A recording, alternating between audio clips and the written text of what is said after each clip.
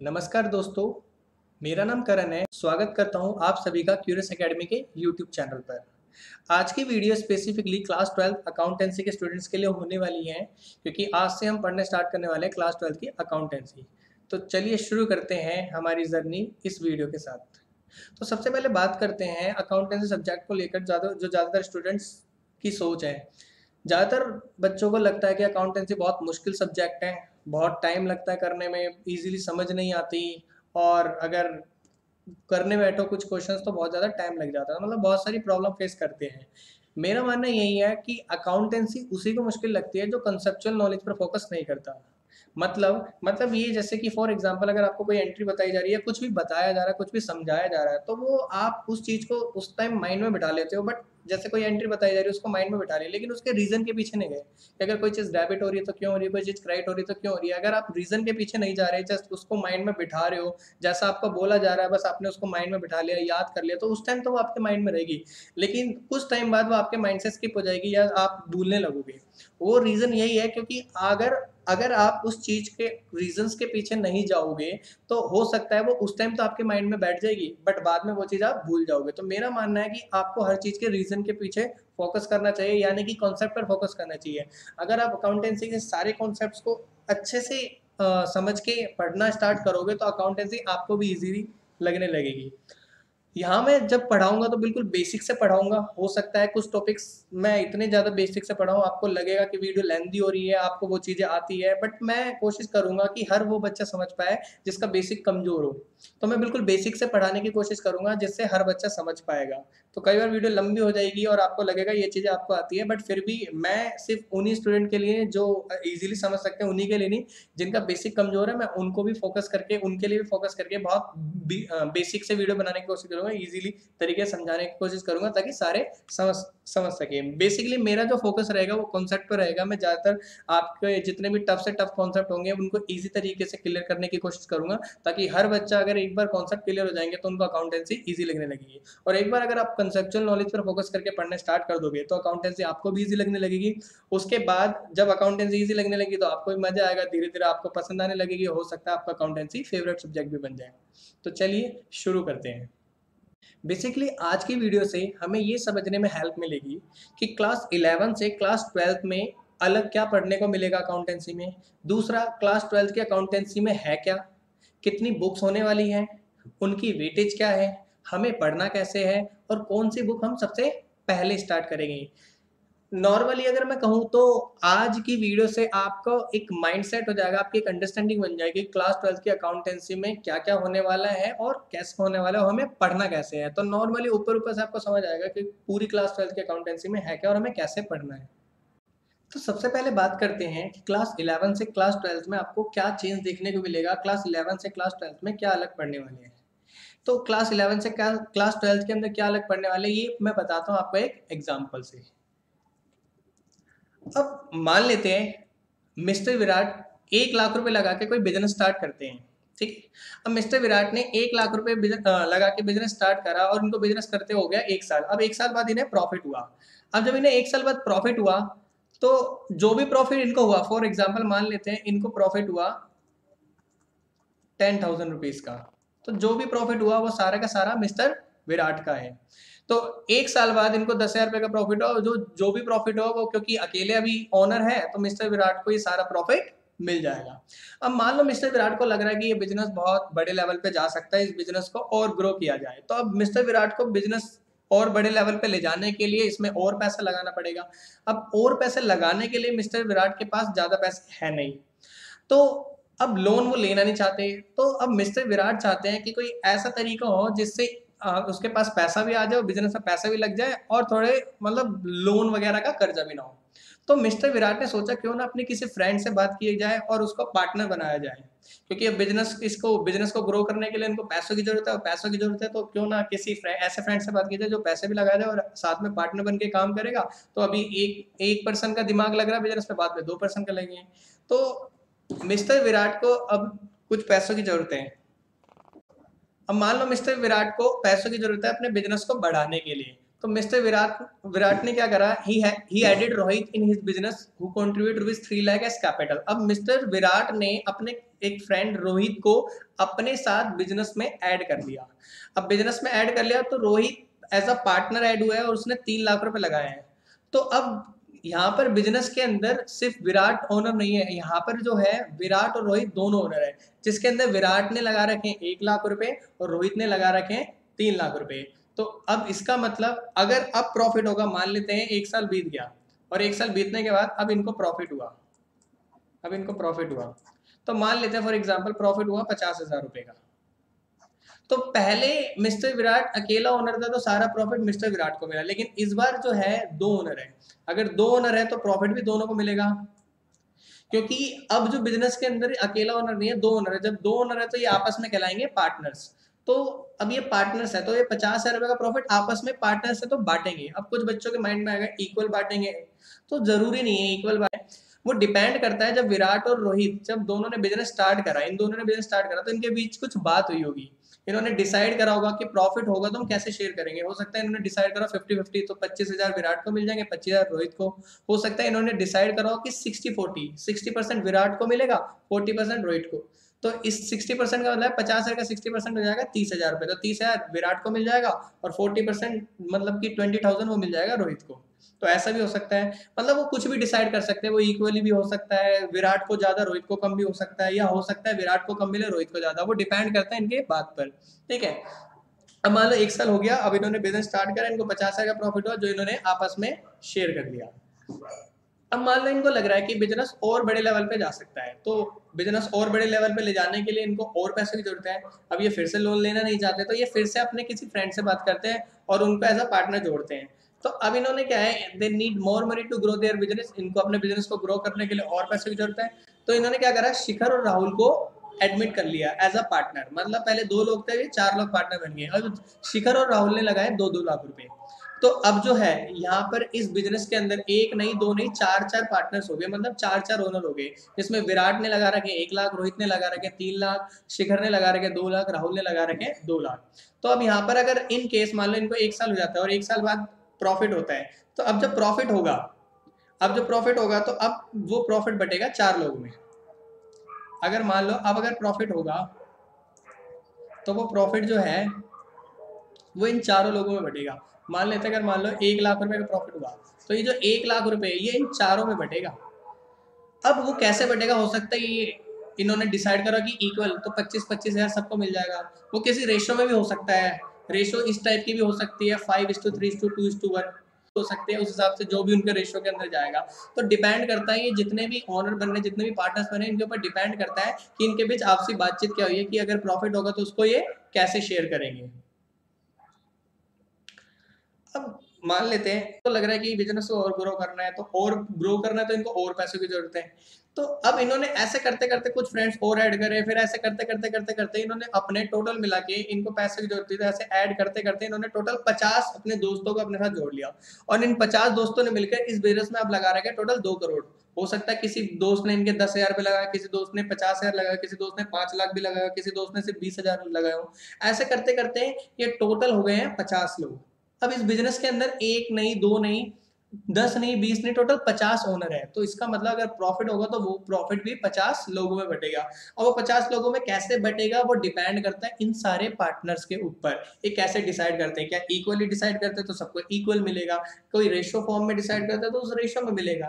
तो सारी चीजें डिपेंड करती है पार्टनर्स पे। अब ये सारी चीजें मैं आपको क्यों बता रहा हूँ, देखो सबसे पहले जो हमने एग्जाम्पल लिया, जिसके अंदर हमने लिया कि मिस्टर विराट जिन्होंने बिजनेस स्टार्ट करा था 1 लाख रुपए लगा के, तो जब इन्होंने बिजनेस में 1 लाख रुपए लगा के बिजनेस स्टार्ट करा था, जब इन्हें प्रॉफिट हुआ था तो वो सारा का सारा इन्हीं को मिला था। ठीक है, ये था स्टेज 1 जिसमें ये इंडिविजुअल ओनर था। लेकिन जैसे ही इन्होंने रोहित को एडमिट करा तो ये 1 से 2 ओनर हो गए। जैसे ही 2 किसी बिजनेस के अंदर 2 ओनर हो गए तो वो एक ओनर नहीं है, वहां दो ओनर है, तो वो आपस में कहलाएंगे पार्टनर्स। तो यहाँ विराट और रोहित पार्टनर बन गए। तो इससे क्या हुआ, इससे मिस्टर विराट पहले अकेला बिजनेस के अंदर दिमाग लगाते थे, अब दो लोग दिमाग लगा पाएंगे। अब जो भी काम है वो दो लोग संभाल पाएंगे, तो बिजनेस अच्छे से चल पाएगा। और थोड़े पैसे भी रोहित ने लगा दिए, तो ये भी हेल्प मिल गई। ऐसे करते करते इन्हें फिर इन्होंने शिखर और राहुल को ऐड करा, ऐसे करते करते बहुत सारे फ्रेंड्स को ऐड कर लिया, और टोटल नंबर ऑफ पार्टनर्स जो है ये आज 50 हो गए। और जो तो इनका पैसा लगा टोटल बिजनेस में वो लगा हुआ 2 करोड़ रुपए।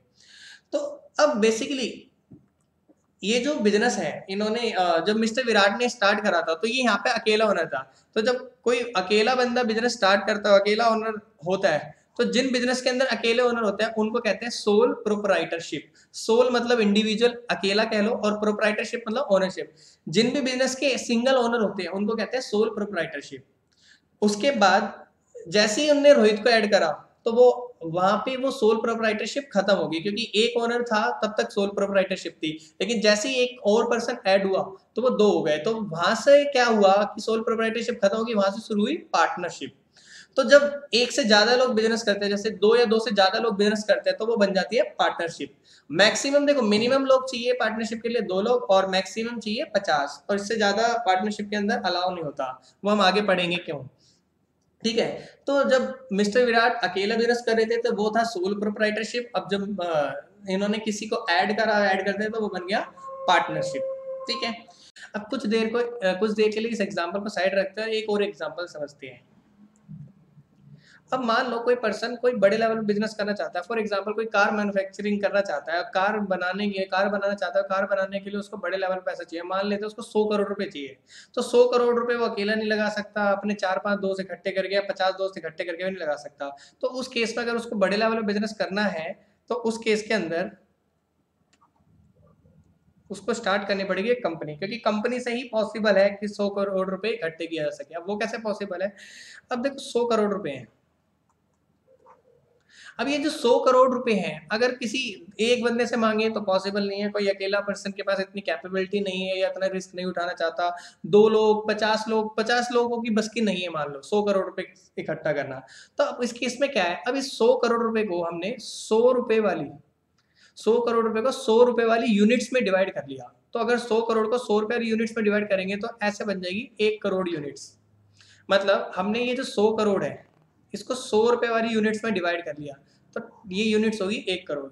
मतलब अब इसका मतलब है कि अब हमारे पास 1 करोड़ शेयर्स है एट द रेट 100 ईच। मतलब ये हमने 100 करोड़ रुपए को 100 रुपए के हिस्से में डिवाइड कर लिया। तो ऐसे कितने टुकड़े हो गए, 1 करोड़। तो हर एक टुकड़ा क्या कहलाएगा, शेयर। तो अब इस कंपनी के पास 1 करोड़ शेयर्स हैं, जिस एक शेयर का जो है वैल्यू है वो 100 रुपए है। तो अब कोई एक दो बंदे पैसे नहीं लगा पा रहे, 50 बंदे 100 करोड़ नहीं लगा पा रहे, तो कंपनी ने क्या करा, 100 करोड़ रुपए चाहिए उसको 100 रुपए में डिवाइड करा। यानी कि कंपनी अब पब्लिक से पैसा इकट्ठा करेगी। कंपनी जो है वो पब्लिक से पैसा इकट्ठा करेगी, इकट्ठा करके 100 करोड़ करेगी। अब वो कैसे पॉसिबल है, देखो। अब मान लो अब कंपनी के पास टोटल 1 करोड़ शेयर्स हैं, और जिसकी एक की वैल्यू कितनी है, 100 रुपए। अब पब्लिक से कैसे पैसा इकट्ठा करेगी, वो तो हम कंपनी के अंदर जब कंपनी वाली बुक पढ़ेंगे जब ज्यादा अच्छे समझेंगे। अभी मैं थोड़ा सा बता देता हूँ। अब मान लो कंपनी पब्लिक को ऑफर करेगी कि हमारी कंपनी के शेयर्स खरीदो। अब मान लो कोई मिस्टर ए है, अब वो 1000 शेयर्स खरीदता है कंपनी के। अगर वो 1000 शेयर्स खरीदता है तो एक शेयर 100 रुपए का। अगर वो 1000 शेयर्स खरीदेगा तो उसे कंपनी को देने पड़ेंगे 1 लाख रुपए। तो उसको कंपनी को देने पड़ेंगे 1 लाख रुपए। तो अब इस तरह से जो ए है वो कंपनी को 1 लाख रुपए देगा, और कंपनी उसको 1000 शेयर दे देगी। अब ये शेयर्स क्या है, शेयर्स मान लो एक कागज का टुकड़ा है। ये शेयर सर्टिफिकेट होता है, जिसके अंदर यहाँ लिख दिया जाएगा, उस पर्सन का नाम लिख दिया जाएगा और नंबर ऑफ शेयर्स बता दिए जाएंगे, उसको 1000 शेयर्स मिले। और शेयर्स मिलने के बाद क्या है, अब जो ए है, ए के पास जैसे ये शेयर्स पहुंचेंगे, तो ए ने 1 लाख रुपए देके ये 1000 शेयर्स खरीदे हैं, तो ए भी अब इस कंपनी का ओनर कहलाएगा। तो कंपनी के अंदर जो भी लोग पैसा लगाते हैं उन्हें शेयर होल्डर्स कहते हैं। अब उन्हें शेयर होल्डर्स कह लो या फिर ओनर कह लो, कोई फर्क नहीं है ये, ठीक है ना। तो अब ए इस कंपनी के अंदर 1000 शेयर्स, 1 लाख रुपए देके जब उसने 1000 शेयर्स लिए तो वो कंपनी का क्या बन गया, शेयर होल्डर। ऐसे बी है, बी ने मान लो 100 शेयर्स खरीदे। अब एक शेयर 100 रुपीज का है, तो जो 100 शेयर्स है वो हो जाएंगे 10,000 रुपए के। तो अब बी को भी कंपनी क्या करेगी, कंपनी बी को भी शेयर्स दे देगी। ऐसे करते करते कोई सी आएगा, कोई डी, ऐसे करते बहुत सारे पर्सन आते जाएंगे। तो धीरे धीरे कोई 1000 शेयर्स लेगा, कोई 100 शेयर्स लेगा, कोई 200 शेयर्स लेगा, कोई 500 शेयर्स लेगा, कोई 3000 शेयर्स लेगा। ऐसे करते करते कंपनी के पास बहुत सारे शेयर होल्डर्स हो जाएंगे। तो मतलब ऐसे करते करते जब कंपनी के कोई 1000 शेयर्स लेगा, कोई 100 शेयर्स लेगा, कोई 50 शेयर्स लेगा, कोई 500 शेयर्स लेगा, कोई 2000 शेयर्स लेगा, ऐसे करते करते कंपनी के जो भी है शेयर्स पब्लिक खरीदती जाएगी। पब्लिक को कंपनी शेयर्स देती रहेगी, बदले में पब्लिक कंपनी को पैसा देती रहेगी। तो एक टाइम बाद क्या होगा, कंपनी के पास टोटल जो है वो 100 करोड़ रुपए इकट्ठे हो जाएंगे।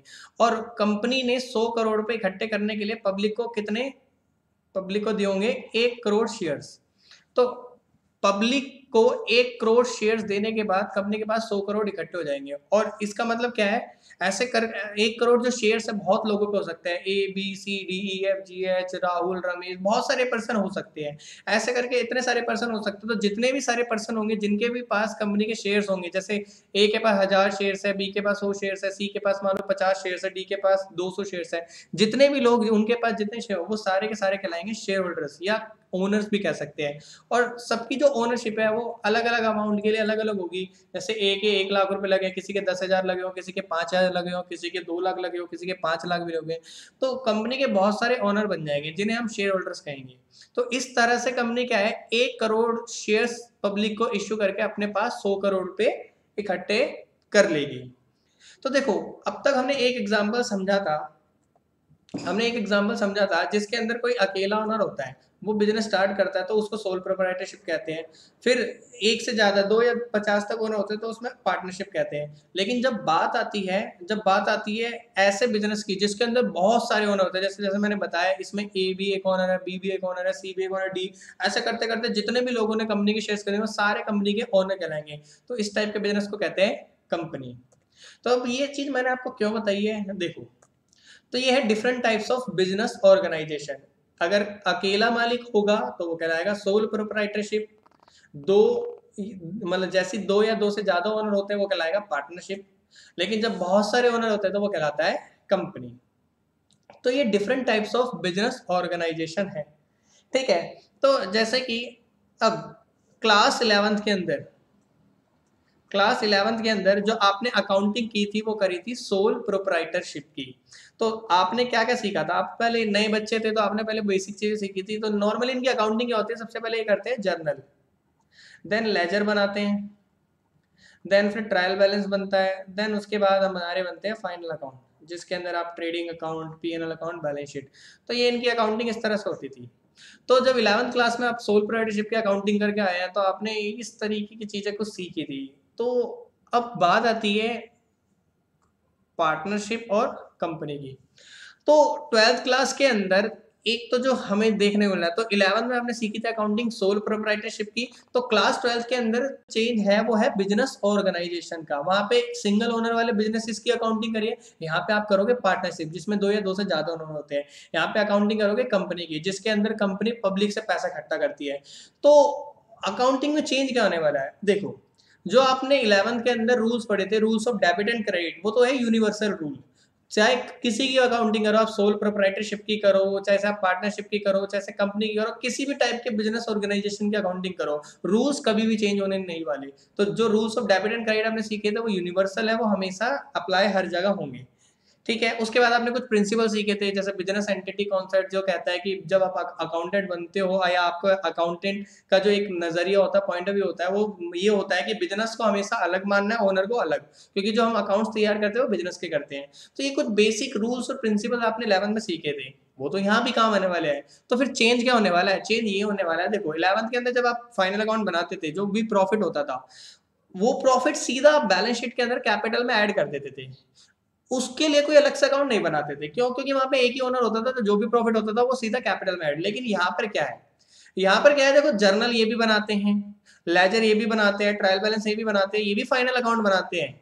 बट ये क्या करते हैं, जब भी इनको प्रॉफिट होता है तो प्रॉफिट यहाँ पर क्या है, देखो इधर क्या था, प्रॉफिट एक ही बंदे का, लेकिन यहाँ पे प्रॉफिट 2 या 2 से ज्यादा बंदों का है। तो प्रॉफिट को भी जब बांटा जाता है और उसको पार्टनर्स में किस तरह से बांटा, उसके लिए यहाँ पर अलग से अकाउंट बनता है, उसका नाम होता है profit and loss appropriation account. Profit and loss appropriation account. अब ये क्या होता है, ये तो हम सारी बातें बाद में डिस्कस करने वाले हैं। तो मेनली कहने का मतलब ये है कि सोल प्रोप्राइटरशिप के अंदर जो आपने चीजें करी है वो चीजें ये भी करते हैं कहीं ना कहीं हद तक, लेकिन सोल प्रोप्राइटरशिप के अंदर कुछ चीजें थी जो पार्टनरशिप के अंदर भी होती है, लेकिन कुछ चीजें ऐसी है जो सिर्फ पार्टनरशिप के अंदर होती है। तो जो चीज सोल प्रोप्राइटरशिप में आप सीख चुके हैं वो यहाँ पर आपको दोबारा नहीं सिखाई जाएगी। तो पार्टनरशिप में वो चीजें आपको सिखाई जाएगी जो अब तक आपने नहीं सीखी, कि कुछ चीजें ऐसी नहीं होती है जो आपको पार्टनरशिप में सीखनी है। जैसे पीएनएल अप्रोप्रिएशन अकाउंट आपके लिए नया होगा, यहाँ पे पार्टनर्स बिजनेस के अंदर पैसा लगाते हैं, तो बहुत सारे पार्टनर्स होते हैं अलग अलग, कोई ज्यादा पैसा लगाता है कोई कम। तो पार्टनर्स डिसाइड करते हैं कि वो इंटरेस्ट ऑन कैपिटल लेंगे, मतलब जो बिजनेस में कैपिटल लगाएगा उस पर वो इंटरेस्ट लेंगे। तो 11th के अंदर ये बहुत छोटी सी चीज थी, लेकिन इंटरेस्ट ऑन कैपिटल यहाँ पर पूरा एक टॉपिक है। इंटरेस्ट ऑन ड्राइंग्स 11th में बहुत छोटी चीज थी, यहाँ पर एक टॉपिक रहेगा पार्टनरशिप के अंदर। सैलरी कमीशन, ऐसे बहुत सारी चीजें हैं। तो क्लास 11 से क्लास 12 के अंदर जो चेंज है मेन तो बिजनेस ऑर्गेनाइजेशन का, लेकिन जो rules of debit and credit है वो तो यूज हो नहीं है। वो बेसिक नॉलेज जो आपको मिली थी वो तो हर जगह यूज होनी है। तो मेनली अप्रोच चेंज होने वाली है। अप्रोच मतलब पहले आपकी जो सोच रहती थी वो सोल प्रोप्राइटरशिप के हिसाब से रहती थी, वहां पर जो चीजें हुआ करती थी सोल प्रोप्राइटरशिप के हिसाब से हुआ करती थी, लेकिन यहाँ पे जो चीज होगी वो पार्टनरशिप। उसके बाद करते हैं कंपनी। जैसा भी मैंने बताया, कंपनी पैसा इकट्ठा करने के लिए पब्लिक से पैसा लेती है शेयर्स इशू करके, तो उसकी अकाउंटिंग सीखोगे, क्योंकि 11th में तो आपने सोल प्रोप्राइटरशिप में ही सीखा नहीं, क्योंकि इंडिविजुअल ओनर जब होता है तो वो इस तरह से कुछ चीजें करता नहीं है। कंपनी होती है वो शेयर इशू करती है, सिर्फ कंपनी ही शेयर इशू करती है और शेयर इशू करके पैसा इकट्ठा करती है, तो उसकी अकाउंटिंग कैसे होती है वो आप सीखने वाले हो। तो कहने का मतलब ये है कि क्लास 11 से क्लास 12 में जो चेंजेस है वो है बिजनेस ऑर्गेनाइजेशन का। 11th में हमने सोल प्रोप्राइटरशिप के बारे में पढ़ा, अब 12th में आप पार्टनरशिप और कंपनी। पहले सिर्फ यही हुआ करता था, लेकिन कुछ सालों से एक और है एनपीओ, इसे कहते हैं नॉन प्रॉफिट ऑर्गेनाइजेशन या नॉट फॉर प्रॉफिट ऑर्गेनाइजेशन भी कह सकते हो। तो इस ये भी एक टाइप का बिजनेस ऑर्गेनाइजेशन कह लो, इसकी भी हमें अकाउंटिंग सीखनी है।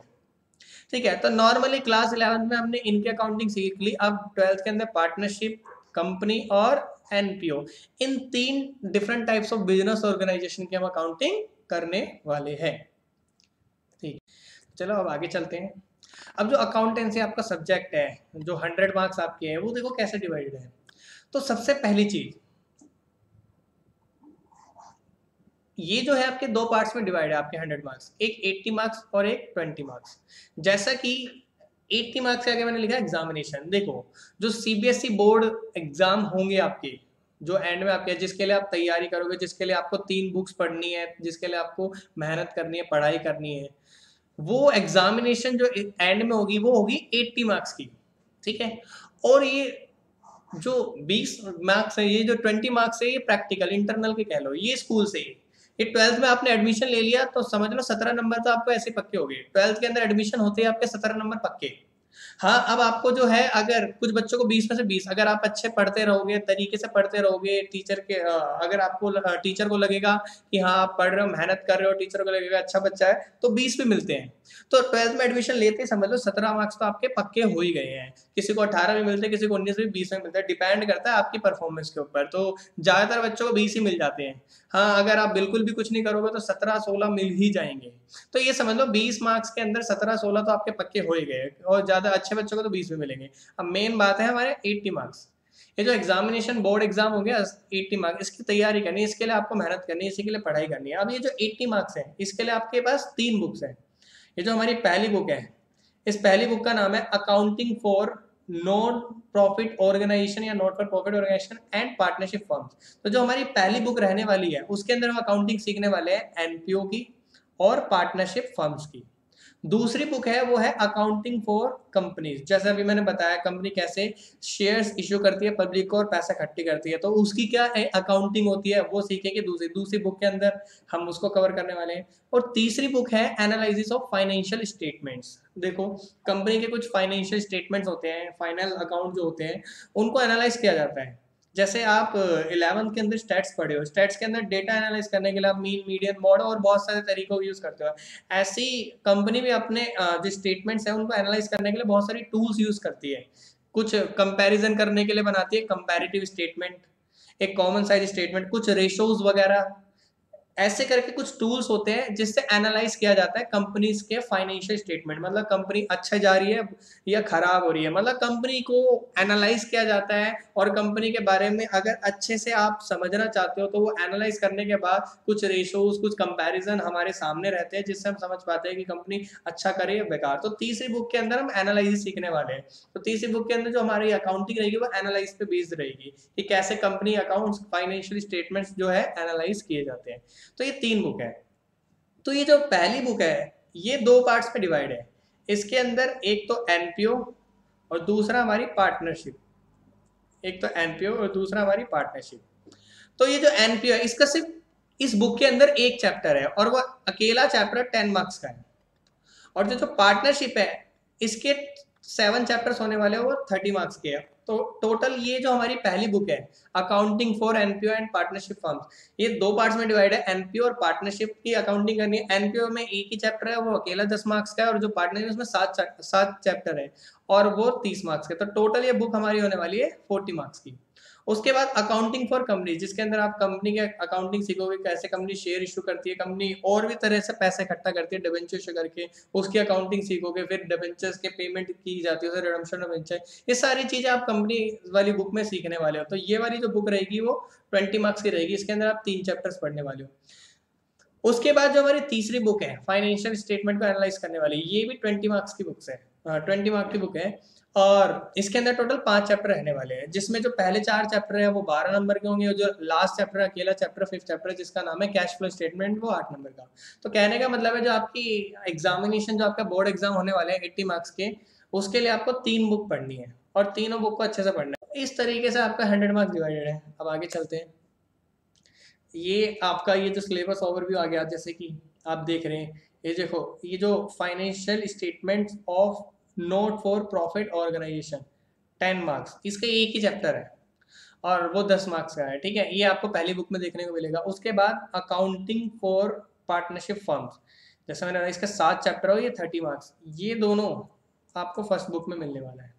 उसके बाद अकाउंटिंग फॉर कंपनीज, अब देखो ये कंपनी वाली बुक 20 मार्क्स की है, तो ये आपकी सेकंड बुक के बारे में बात होगी। ठीक है, उसके बाद आपकी जो तीसरी बुक है फाइनेंशियल स्टेटमेंट एनालिसिस, उसके अंदर पहले 4 चैप्टर है एनालिसिस ऑफ फाइनेंशियल स्टेटमेंट्स, वो 12 नंबर के है। जो 5th चैप्टर है कैश फ्लो स्टेटमेंट, वो 8 नंबर का। तो ये जो दोनों चीजें हैं ये आप थर्ड बुक में पढ़ने वाले हो। तो कहने का जो एग्जाम आता है वो 2 पार्ट्स में आता है, पार्ट ए और पार्ट बी। जो पार्ट ए में है वो 60 मार्क्स का है, जिसमें आपके 2 बुक से क्वेश्चन पूछे जाते हैं। आपकी पहली बुक जो है एनपी और पार्टनरशिप पे बेस्ड, और दूसरी बुक आपकी कंपनी की। तो ये दोनों बुक मिला के होगी 60 मार्क्स की। और जो पार्ट बी है जिसके अंदर आपकी थर्ड बुक आती है। तो इस तरीके से आपका सिलेबस जो है, सिलेबस ओवरव्यू हो गया। ठीक है, अब हम सबसे पहले क्या स्टार्ट करने वाले हैं? सबसे पहले हम स्टार्ट करेंगे पार्टनरशिप वाली बुक, मतलब हमारी जो है एनपी और पार्टनरशिप वाली बुक, फर्स्ट बुक। लेकिन उसके अंदर हम सबसे पहले पढ़ेंगे पार्टनरशिप के बारे में। नॉर्मली जब हम मैं चैप्टर वाइज वीडियो लाऊंगा तो मैं आपको फिर हम डेप्थ में पढ़ेंगे, अच्छे से पढ़ेंगे उन सारे कॉन्सेप्ट्स को। लेकिन आज की क्लास के अंदर अकाउंटिंग फॉर पार्टनरशिप फर्म्स जो हमारा है, उसके अंदर टोटल 7 चैप्टर हम आगे पढ़ने वाले हैं। तो उन चैप्टर्स का आज मैं जस्ट ओवरव्यू दे देता हूँ। मैं आज कुछ पढ़ाने नहीं वाला, जस्ट आपकी एक अंडरस्टैंडिंग बनाने वाला हूँ कि इन चैप्टर्स में हम पढ़ने क्या वाले हैं। मतलब जो अकाउंटिंग और पार्टनरशिप फर्म है ये होने कैसे वाली है, मतलब कैसे क्या क्या चैप्टर्स हमें चैप्टर्स के अंदर देखने को मिलेगा, क्या क्या पढ़ने को मिलेगा, जस्ट एक ओवरव्यू होगा। तो मैं आपको कुछ पढ़ा नहीं रहा, जस्ट आपकी एक अंडरस्टैंडिंग बना रहा हूँ, जिससे आपको आगे समझने में हेल्प मिलेगी कि भाई हमारी पार्टनरशिप फर्म जो हम इस बुक को स्टार्ट कर रहे हैं, पढ़ने जा रहे हैं, इसमें हमें क्या क्या पढ़ने को मिलने वाला है। तो एक बार अंडरस्टैंडिंग बन जाएगी, उसके बाद जब चैप्टर वाइज पढ़ोगे तो आपको ज्यादा अच्छे से समझ आएगा। तो आज हम सिर्फ एक छोटा सा ओवरव्यू ले लेते हैं हर चैप्टर का। ठीक है, तो देखो सबसे पहला चैप्टर जो है वो है फंडामेंटल कह लो या बेसिक। अब देखो आप 11th क्लास में सोल प्रोप्राइटरशिप पढ़ के आए और 12th क्लास के अंदर आपके लिए पार्टनरशिप की अकाउंटिंग, ये बिल्कुल नई चीज है। तो सबसे पहले आपके पार्टनरशिप क्या होती है, पार्टनरशिप का जन्म कैसे होता है, पार्टनर्स के बारे में, और पार्टनरशिप डीड क्या होती है, तो आपको पहले इसकी बेसिक नॉलेज दी जाएगी पार्टनरशिप के बारे में। फिर उसके बाद हम अकाउंटिंग सीखेंगे। अब अकाउंटिंग जो आपने 11th क्लास में बिल्कुल भी, जैसे कि जर्नल, लेजर, ट्रायल बैलेंस, ये चीजें सीख रही है, तो आपको बिल्कुल भी नहीं सिखाई जाएगी। पार्टनरशिप के अंदर से वही चीजें सिखाई जाएगी जो 11th क्लास के अंदर बिल्कुल नहीं थी। जो चीज़ सोल प्रोप्राइटरशिप में होती है और जो चीज़ पार्टनरशिप में कॉमन होती है वो चीज़ आपको यहाँ नहीं सिखाई जाएगी। लेकिन जो चीज़ सोल प्रोप्राइटरशिप में मतलब जो चीज़ पार्टनरशिप में और सोल प्रोप्राइटरशिप में नहीं थी तो वो आपके लिए नहीं है, तो सिर्फ आपको नई चीज सीखनी है। वो नई चीजें क्या होगी, तो देखो आपको सबसे पहले इस चैप्टर के अंदर, जैसे कि चैप्टर का नाम ही है फंडामेंटल। फंडामेंटल का मतलब होता है बेसिक, बेसिक चीजें। तो इसके अंदर आपको बेसिक पार्टनरशिप क्या है, पार्टनरशिप का जन्म कैसे होता है। अब बात करते हैं अकाउंटिंग। जैसे कि मैंने जैसे बताया 11th क्लास के अंदर आपने फाइनल अकाउंट बनाए थे, तो जब आप प्रॉफिट एंड लॉस अकाउंट बनाते थे तो प्रॉफिट एंड लॉस अकाउंट से जो भी प्रॉफिट होता था तो आप सीधा उसको कहाँ ले आते थे, बैलेंस शीट के अंदर। और बैलेंस शीट के अंदर ले आके कैपिटल में आप बैलेंस शीट में ले आके आप कैपिटल के अंदर उसको ऐड कर देते थे। तो इसका मतलब क्या है, इसका मतलब सिंपल है कि आप 11th क्लास के अंदर प्रॉफिट एंड लॉस अकाउंट बना के जो भी प्रॉफिट निकलता है बैलेंस शीट के अंदर सीधा कैपिटल अकाउंट के अंदर है। लेकिन यहाँ पर क्या होता है, यहाँ पर 2 या 2 से ज्यादा ओनर है। तो यहाँ पे जब प्रॉफिट होगा, यहाँ पर जब प्रॉफिट होगा तो वो एक नहीं, वो 2 या 2 से ज्यादा लोगों में बढ़ने वाला है। तो प्रॉफिट को डिस्ट्रीब्यूट करना है। तो डिस्ट्रीब्यूट करने के लिए तो पार्टनर्स में किस तरह से डिस्ट्रीब्यूट किया गया इस चीज को शो करने के लिए अलग से अकाउंट बनाया जाता है, पीएनएल एप्रोप्रिएशन अकाउंट। तो ये अकाउंट हमें बताता है कि जो प्रॉफिट हुआ वो पार्टनर्स में किस तरह से बांटा गया। इस प्रॉफिट को अलग अलग रूपों में बांटा जाता है। प्रॉफिट में से पार्टनर को इंटरेस्ट ऑन कैपिटल दिया जाता है, प्रॉफिट में से ही पार्टनर को सैलरी दी जाती है, और उसके बाद अगर प्रॉफिट में से रिजर्व में पैसा डाला जाता है उसके बाद कुछ बचता है तो पार्टनर्स को उनकी प्रॉफिट शेयरिंग रेशियो में प्रॉफिट दिया जाता है। तो प्रॉफिट को किस तरीके से पार्टनर्स में बांटा इस चीज को शो करने के लिए भी यहाँ पे अकाउंट बनता है जिसका नाम है पीएनएल एप्रोप्रिएशन अकाउंट। अब यहाँ पे अलग अलग पार्टनर्स है, कोई पार्टनर 1 लाख रुपए लगाता है, कोई 3 लाख रुपए लगाता है, कोई 4 लाख रुपए लगाता है। तो हर पार्टनर अलग अलग पैसे लगाते हैं। तो वो चाहते हैं कि भाई हम जो पैसा लगा रहे हैं उस पर हमें इंटरेस्ट ऑन कैपिटल मिले, क्योंकि ऑब्वियसली बात है कोई पार्टनर कम लगा रहा है, कोई पैसे ज्यादा लगा रहा है। तो इंटरेस्ट ऑन कैपिटल, जो जितने पैसे लगाएगा उसको उतने पैसे पे उनको इंटरेस्ट मिलेगा, क्योंकि नाम ही क्या है, इंटरेस्ट ऑन कैपिटल, कैपिटल के ऊपर इंटरेस्ट। अगर आप 1 लाख लगाओगे तो आपको 1 लाख पे इंटरेस्ट मिलेगा, 2 लाख लगाओगे तो 2 लाख पे मिलेगा, 3 लाख लगाओगे तो 3 लाख पे इंटरेस्ट मिलेगा। तो इंटरेस्ट ऑन कैपिटल का टॉपिक पढ़ने वाली हूँ। अब यहाँ पे एक से ज्यादा पार्टनर्स है तो वो विड्रॉ करते हैं, जैसे आप ड्रॉइंग्स कहते हो, उस पे इनको इंटरेस्ट ऑन ड्रॉइंग्स चार्ज किया जाता है। तो ये अलग टॉपिक है, ये पढ़ने वाले हो। उसके बाद पार्टनर्स को सैलरी और कमीशन दी जाती है, तो सैलरी कमीशन का एक अलग सा टॉपिक होने वाला है, ठीक है। और सबसे मेन चीज 11th क्लास के अंदर जब एक ही ओनर था तो उसके अंदर क्या होता था कि कैपिटल अकाउंट हमने नहीं बनाया, क्योंकि वहां पे एक ही ओनर था। जो भी पैसे होते थे वो सीधा बैलेंस शीट के अंदर कैपिटल में। लेकिन यहाँ पे एक से ज्यादा पार्टनर है, यहाँ पे मान लो 2 या 2 से ज्यादा पार्टनर है, तो हमारे को पता होने चाहिए ना कि किस पार्टनर का कितना पैसा लगा हुआ है। अब किस पार्टनर का कितना पैसा लगा हुआ है ये जानने के लिए हमें बनाने पड़ते हैं पार्टनर्स कैपिटल अकाउंट। तो आपके लिए ये भी नया होने वाला है, पार्टनर्स कैपिटल अकाउंट बनाना सीखो, क्योंकि यहाँ पे एक से ज्यादा उन्होंने सबके अलग अलग किसका कितना पैसा लगा हुआ है वो हमें पता चलता है पार्टनर्स कैपिटल में।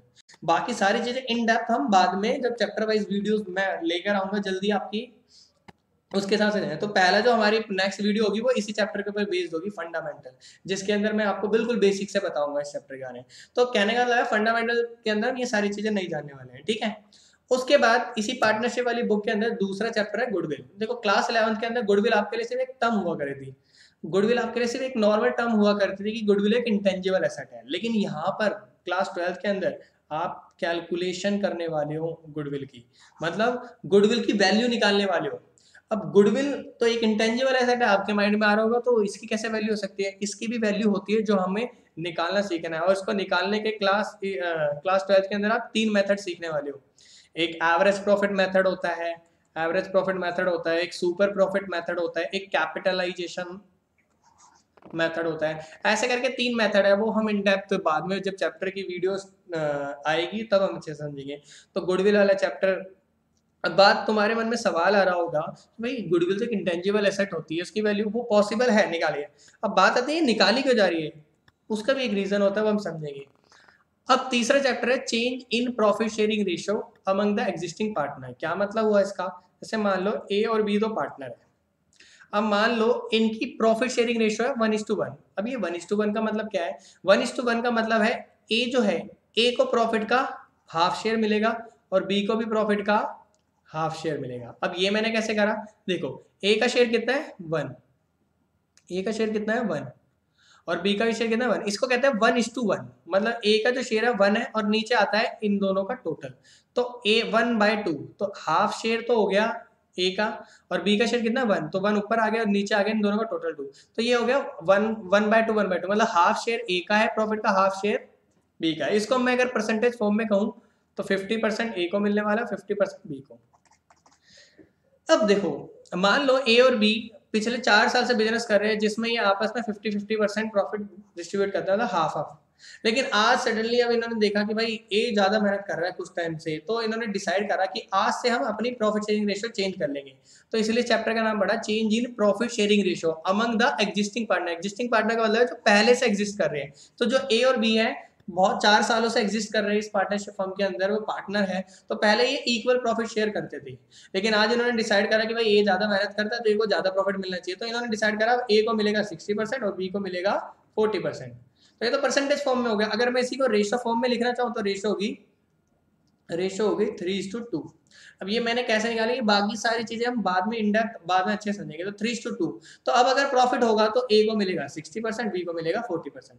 अब इससे होगा क्या, देखो पहले ए का शेयर कितना था 50%, अब बी का और बी का शेयर कितना था 50%। लेकिन अब देखो, अब ए का शेयर हो गया 60% और बी का शेयर हो गया 40%।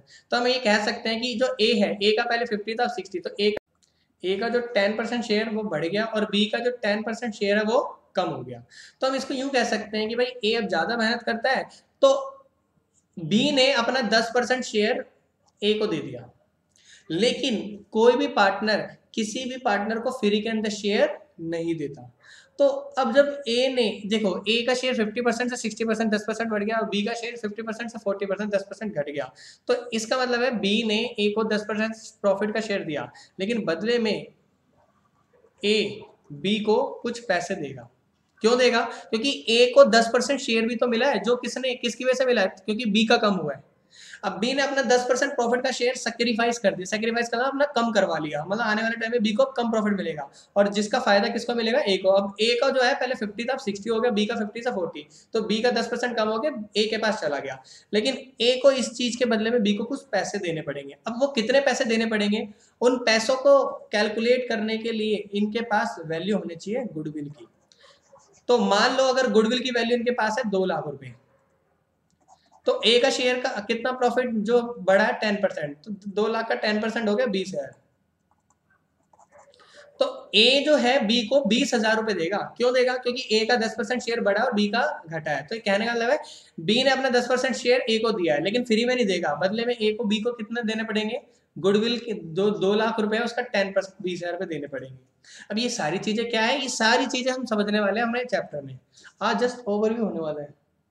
उसके बाद जो हमारे चैप्टर होने वाला है जो पार्टनरशिप के अंदर, उसका नाम है admission of a new partner. अब इसका मतलब क्या होने वाला है, जैसे मान लो ए और बी 2 पार्टनर हैं, ये पहले से पार्टनर है।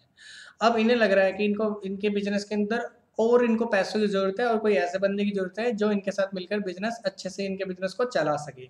तो इन्होंने क्या करा, अपने एक फ्रेंड सी को इन्होंने एडमिट कर लिया बिजनेस के अंदर। अब इन्होंने अपने बिजनेस के अंदर सी को एडमिट कर लिया। अब देखो ध्यान से समझना, मैं परसेंटेज फॉर्म में समझाता हूँ आपको।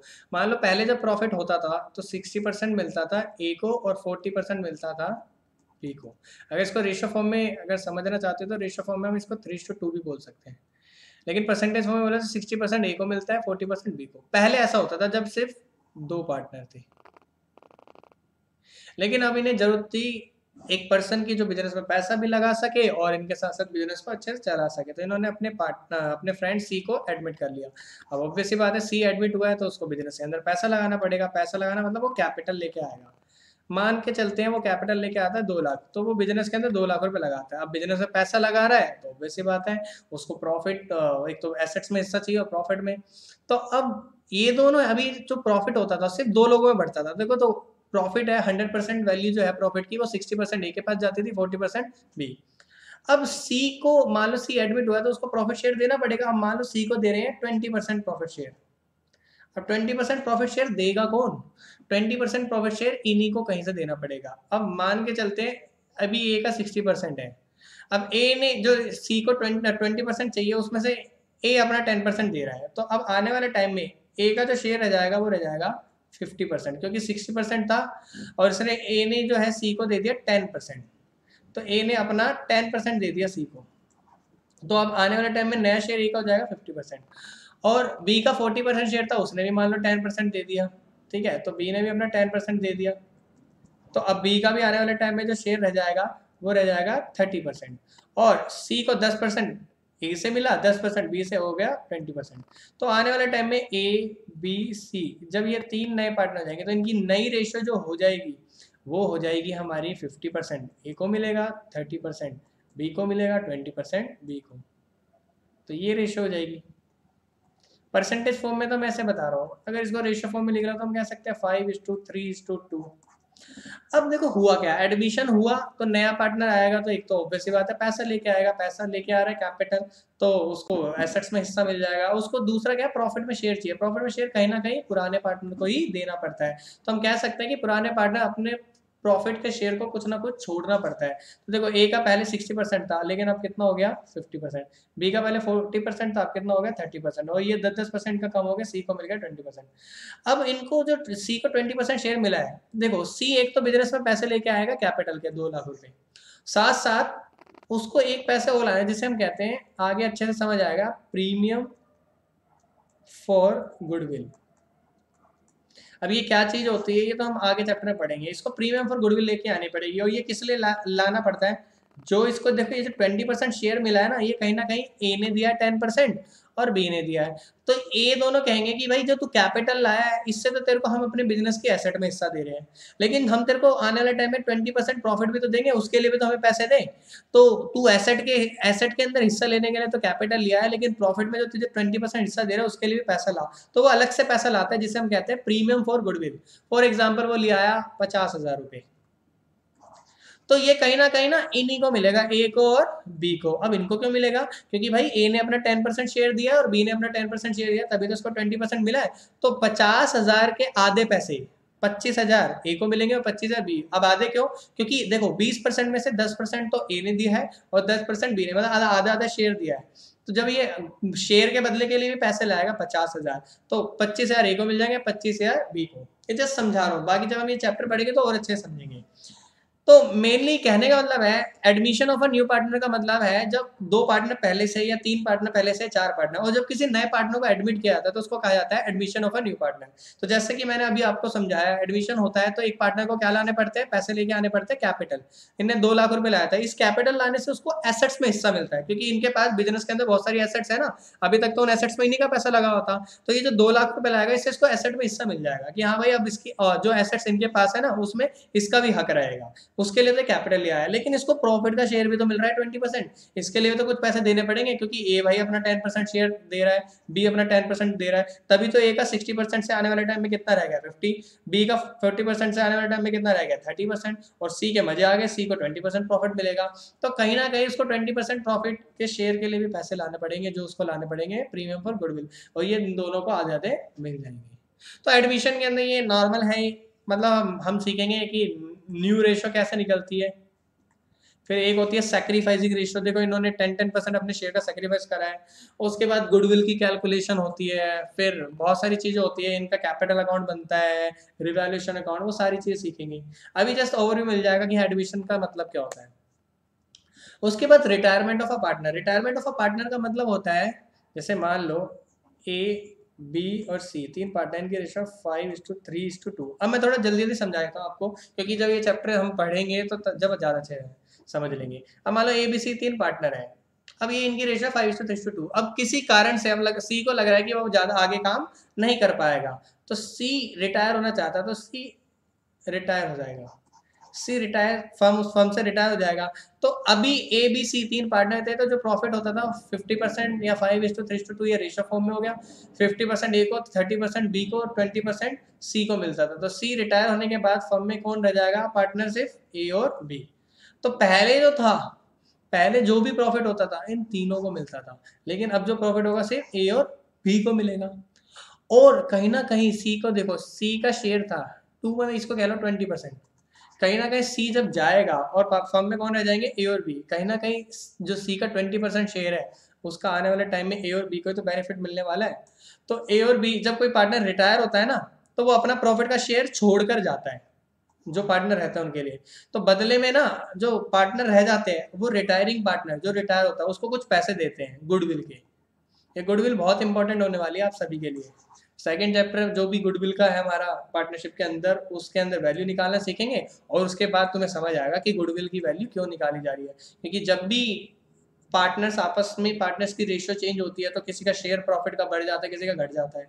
तो जिनका शेयर प्रॉफिट का बढ़ जाता है उनको पैसा देना पड़ता है। किनको देना पड़ता है? जिनका घटता है। जैसे देखो इसमें सी रिटायर हो रहा है तो सी का तो प्रॉफिट कहीं ना कहीं 20% जो था अब चला जाएगा ना, अब थोड़ा ना मिलेगा वो तो रिटायर, वो कहीं ना कहीं किसको मिलेगा? ए और बी को मिलेगा। वो कहीं ना कहीं ए और बी को मिलेगा। तो जिसके वजह से ए और बी को सी को कुछ पैसे देने पड़ेंगे।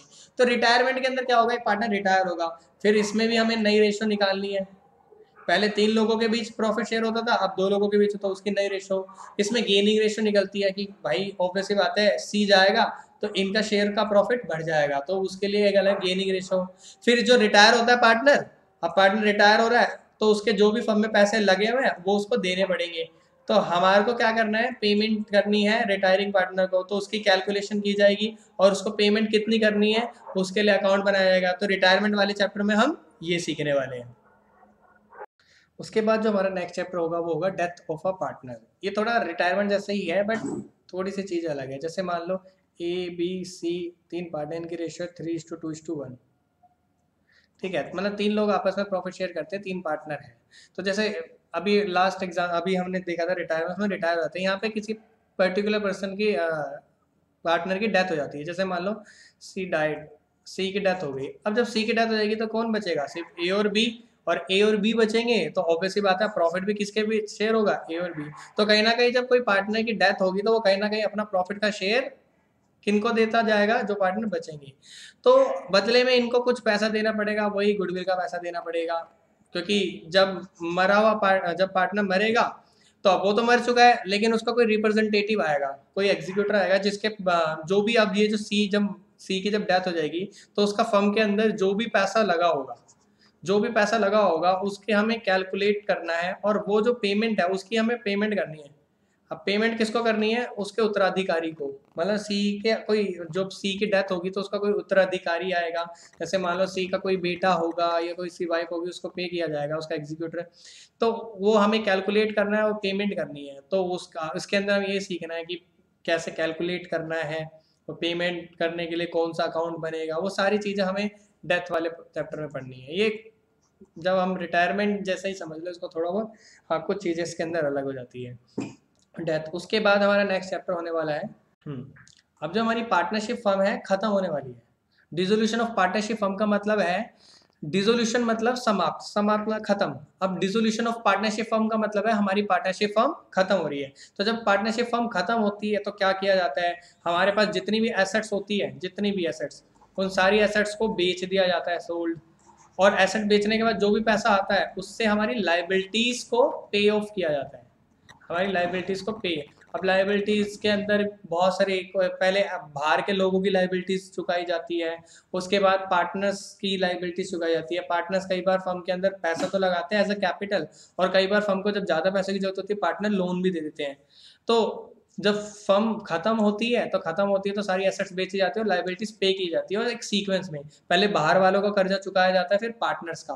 और पार्टनर्स के भी 2 कर्जे हो सकते हैं, या तो पार्टनर कई बार फर्म को लोन देते तो वो लोन का कर्जा पहला चुकाया जाता है, उसके बाद पैसे बचते तो उनकी कैपिटल के पैसे चुकाए जाते हैं जो उनके बिजनेस में पैसे लगे होते हैं। और उसके बाद भी अगर एसेट बेचने के बाद भी अगर कोई पैसा हमारा मान लो बच जाता है कि हाँ हमने एसेट बेची, इतना पैसा आ गया कि सारी लाइबिलिटीज पे कर दी, पार्टनर्स के लोन का पैसा पे कर दिया, कैपिटल का पैसा, उसके बाद भी बच जाता है, वो पार्टनर्स में उनकी प्रॉफिट शेयरिंग रेशियो में बांट दिया जाता है। ये सारी चीजें शो करने के लिए हम एक अकाउंट बनाना सीखेंगे जिसका नाम होगा रियलाइजेशन अकाउंट। तो ये आपके लिए नया होने वाला है। तो डिसोल्यूशन जब फर्म खत्म होती है तो हमें एक अकाउंट बनाना होता है रियलाइजेशन। बहुत इंपॉर्टेंट चीज़ है, बहुत इंपॉर्टेंट अकाउंट है ये।